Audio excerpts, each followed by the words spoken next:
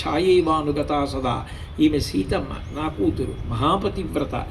మనిషిని నీడ ఎప్పుడూ కష్టసుఖాలలో విడిచిపెట్టకుండా వెంబడించినట్టు ఈమె నిన్ను అనుగమిస్తుంది. ఇటువంటి పిల్లని నీకు ఇచ్చి వివాహం చేస్తున్నాను కాబట్టి ఈమె స్వీకరించవలసింది. ఈమె నీకు ధర్మమునందు తోడవుతుంది. రామాయణం అంతా ధర్మం గురించి మాట్లాడుతుంది. ఆమె పక్కన ఉంది కాబట్టి యజ్ఞయాగాది క్రతువులు చేస్తాడు. ఆమె ఉంది కాబట్టి కన్యాదానం చేస్తాడు. ఆమె రానివ్వండి, రాకపోనివ్వండి, అనారోగ్యంతో ఉండి ఆమె ఇంటి దగ్గర మంచంలో పడుకుని ఉన్న పురుషుడు ఎడమ భుజానికి తగిలేటట్టుగా ఉత్తరీయం వేసుకుని పుణ్యకార్యంలో పాల్గొనాలి అంటే భార్య ఉంటేనే.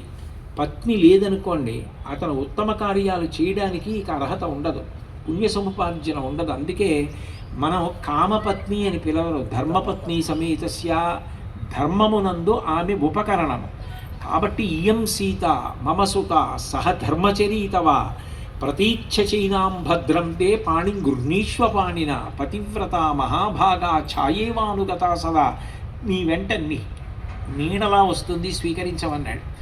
రామచంద్రమూర్తి పాణిగ్రహణం చేశారు. తర్వాత